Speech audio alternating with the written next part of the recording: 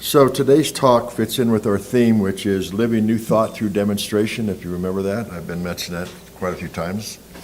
It also somewhat fits in with the talk that I gave a while back about the law of thinking. And we have other laws in that series that I'm going to be sharing with you, but today it came about to share this with you. So, in the minds and hearts of every human being, there lie two main questions, plus a couple of other ones that are age-old.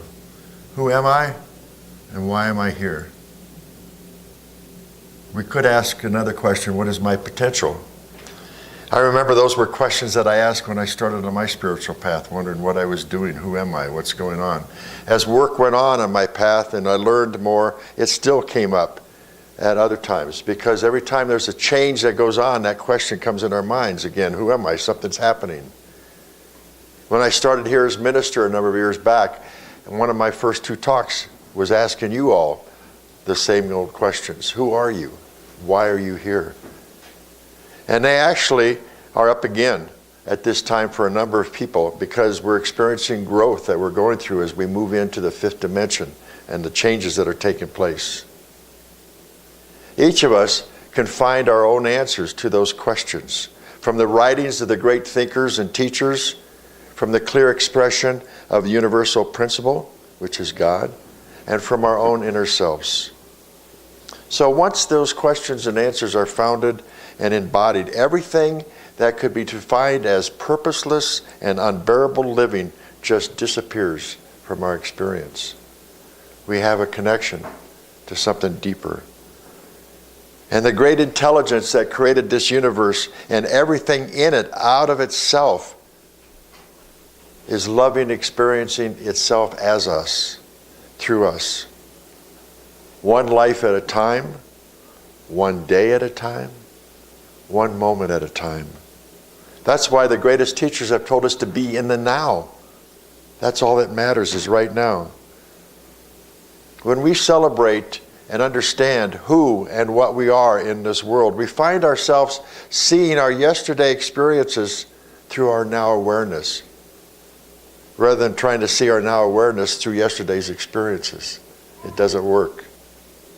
When we find ourselves successfully developing our ability to bear up under the knowledge of the wonders and the unlimited potential of our life, to really understand and get that, we then realize that by the way of the highest power of mind, the greater dimension that we shall one day express as our life will fulfill itself in our world, as soon as we are responsible for the dimension that we are living in right now.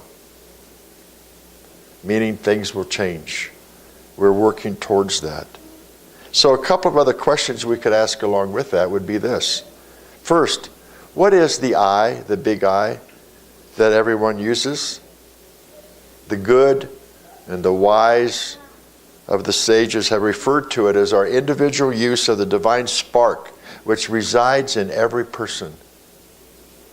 Secondly, can anyone use that I for you? Absolutely not.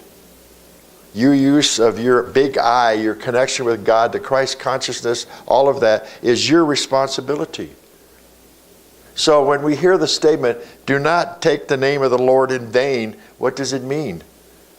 Never say the words I am and follow it with a negative idea, because of the power of those words. Anytime we couple the big I with a thought that contradicts our highest good, such as doubt or fear, we should not ever be surprised then the very thing that we experience, or the very thing that we doubt or fear, will appear in our experience. And we go, oh my God, I didn't ask for that. I didn't want that. Why is this here? Instead of going, okay, I know why it's here. I must have had a thought that created it. So I need to change my thinking. We are using the principle of thought, and principle is God. We start with that first, which is parallel to the notion in physics as action and reaction are equal to the thoughts themselves. The reaction that we have of the thoughts that we have. So when we become one with the ideas of God, of the universe, that support our positive welfare rather than opposing it, we may be certain that corresponding good is what we will experience. And that's what we want. When we become the consciousness of what we want, again, the consciousness, how we think, everything that's gone in our thoughts and our whole life is our consciousness. And what do we choose to express that right now? When we become the consciousness of what we want, get clear about what we want. We've been talking about that as well. When we become clear of the consciousness of what we want, it appears in our lives. Right? As the statement says, ask and you shall receive. What the great have thought, we can also think. Because it's only one mind. We can look back at the great teachers of the past, and we may say, as Mike was reading in that thing, I want to be that. I want to be that. We can. It is getting clear about what we want and asking for it. If we are not demonstrating massive good in our lives, wow, there's a huge word. Are we experiencing massive good? Or little bits of good? If we are not, then it's time to start thinking like those that have. If we can look at people in our life and say, wow, they have a massive life going on, they have massive goods going on, I can have the same thing. We must develop an inner concept of ourselves that sounds something like this. I am all qualities necessary to accomplish my desires. I'm going to read these three. I'll read that one again. Take it in.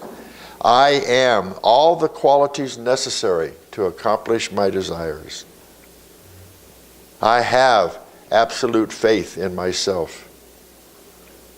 I have no interest in the suggestions that would tempt me to doubt myself or be afraid. That's some power, self-mastery, isn't it? Dr. Holmes, founder of Science of Mind, said, such is the power of right thinking that it cancels and erases anything unlike itself. Wow. So, we don't want to place any limit on principle, which is God or source. Because why? It answers every question that we have. It solves every problem. Principle is the solution to every difficulty. Why would we want to stop it? We need it. We have to be connected to it and receive it.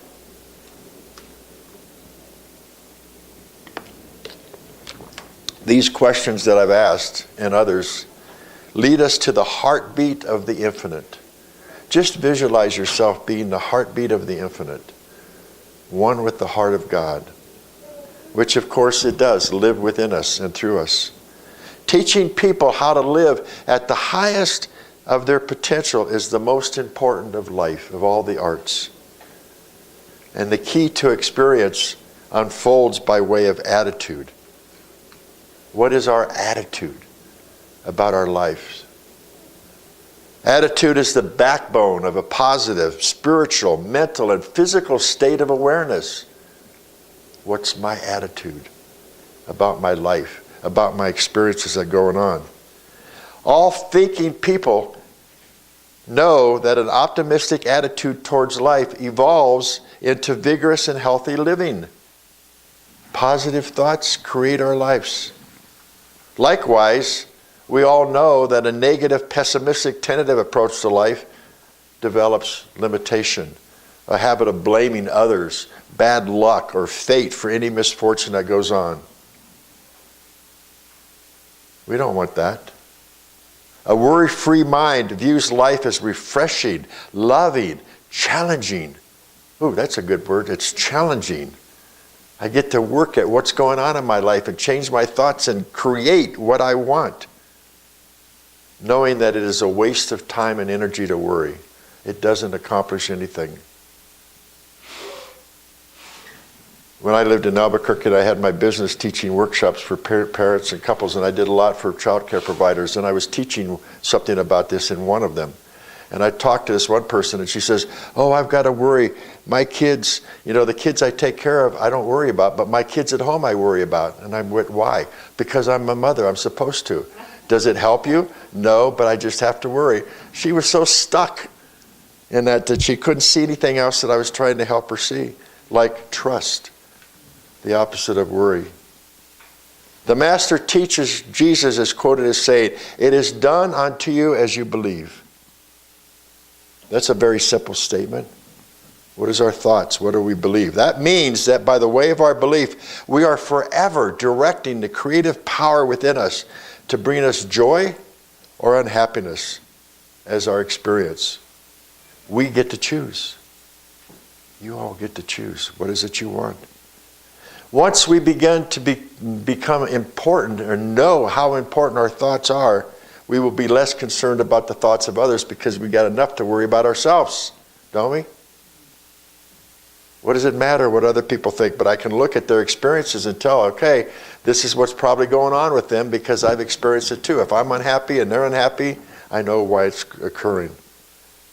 We are a seed after our own kind. The seed of life is our consciousness. That's why we feel comfortable being around like-minded people, because our consciousness wants to join in with the seed of something good. Our consciousness, again, is our thoughts, our ideas. The greatness of a person, of each and every one of you, is a thing that we cannot see because it is the power of God working through us, as us. It's a feeling thing. It's a believing thing. We are an equal part of the presence of God within us and everyone. We're an equal part. We're not less than or more than. Sometimes our mind wants to put us that way, but we're an equal part of everybody because of God within us. Therefore, we can only change an appearance by changing the action that produced it. And we know that every action begins with an idea in the mind. So we want to change our thoughts. Ultimately, our own consciousness must be in accord with divine perfection. If we want to experience abundance and harmony and health, we have to be connected to God, to Source, to divine perfection. This eternal gift of life has been proclaimed by the wise and the good and the sage of every age. We have so many teachers before us that have said, this is what I know. This is what I've experienced. Practice this yourself and you will know it. Everybody can have a body. All of you can have a life and a world free from disease, lack, any of that stuff. And see the events of your life unfolding in harmony and successful accomplishment. Wouldn't it be great to see your lives in harmony and successful accomplishment? And when you do, then the lack and the limitation in your lives cease to exist as we cease to create them and nourish them. We don't do that anymore. They disappear. They wither away for lack of thought and belief and support to sustain them. So that's all it takes. If you want to let go of the thoughts and change your life, quit feeding the old negative thoughts. Quit sustaining them. Let them go. Oliver Wendell Holmes stated, "What lies behind us and what lies before us are tiny matters compared to what lies within us." People who do not find this magic and find this connection with the heart of God within themselves, then always start looking for it in other people. They look for it in their jobs or in this thing out there. Maybe if I do this and this and this, I'll get it. Rather than going, the magic's within me. Right here. The ultimate lesson and truth has been handed down age after age, and it's there for us. It's a starting place as a formula for our success, for our love, for our health and happiness and action. It's right there for us. We just need to ask, open up and receive. A true teacher is not a true teacher if she or he leads us on to themselves. That's being a guru. I want you to follow me. A true teacher teaches in such a way that the students can replace her. Because it's the same message. It's the oneness of Source. Life works for us by working through us, through our consciousness. How easy is that? We can raise our consciousness by understanding that the dictionary is the only place where success comes before work. We will not find many rules of success that will work unless we do. If at first we don't succeed, we need to find out why. What happened? What didn't work right? What sort of thoughts have come up again? We need to find out and then change it. We need to change who we're being, maybe inside of ourselves. We need to get connected to that being, that person that we want to be, and then the outward manifests. If we are teachable, and I'm saying that we all are, we will learn how to move from trying to make success happen to becoming one with the law of success and just letting it happen. It's not a lot of work. That's God's work. We just need to learn to be what it is we want to be. We want to be success and just feel it inside and release anything unlike itself. And then, once we choose to be, we can enthusiastically choose to start a thing. And we get help in finishing it because God, as I said, is there supporting us in everything. So I want to share an illustration of the hang in there and keep going for it philosophy. It can be found in the story of the man who called the firm of Krupnik, and Krupnik. He asked for Mr. Krupnik. The voice at the receiving end answered, "He's not in." "All right," said the man, "let me talk to Mr. Krupnik." "He's not in either." "Well, I'll talk to Mr. Krupnik then." "He's not in." "Well, how about Mr. Krupnik?" "Speaking." Life works for us by working through us at our level of awareness. Take that in, guys. Life works for us by working through us at the level of our awareness, by way of choice. And we can never live a choiceless life. There are choices going on every moment of the day. Our challenge is to choose to be curious about the truth of our being. Therefore, go back to those questions I ask you continually. Who am I? Why am I here? What is my potential? Be curious, because it entails a readiness to be enlightened. Raymond Charles Barker, a great teacher here, stated, "Intellectual and spiritual curiosity is the only valid excuse for one's existence." How does that sound? There is a divine urge within us that forever pushes us forward and upward to greater achievement, and we get to cooperate with it. This divine urge wants us to be happy, wants us to be passionate, positive, abundant, and we get to cooperate with it. So therefore, the greatest factor in our lives is the consciousness, the attitude that we have about ourselves, because our bodies and our world correspond to what we think and what we feel. Therefore, our well-being in our life depends on our affirmative thinking, positive thinking. Remember what I've said before, the word for God is yes. That's affirmative. Say yes all the time. Yes to this, yes to this. No to the ego. Not your job. Our well-being depends on our affirmative thinking. And then it depends on our choosing. So we get to have a positive thought. We get to choose more of what we want. So our healthy change for the better starts with a positive self-identity and a loving understanding of our relationship to the power that's there within us, that created us out of itself. Really take that in. That we have this loving understanding of this power that created us out of itself, and therefore is always there expressing through us. So this adventure that we're on in self-realization, asking these questions, finding out more about ourselves, learning this truth, this whole adventure, and really I want you to take it as an adventure rather than a difficulty.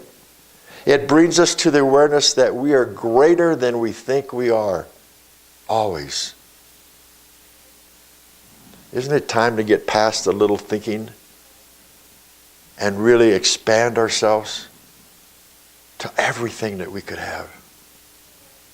So our positive, prosperous future depends on self-expression of our divine individuality, not conformity to mediocrity.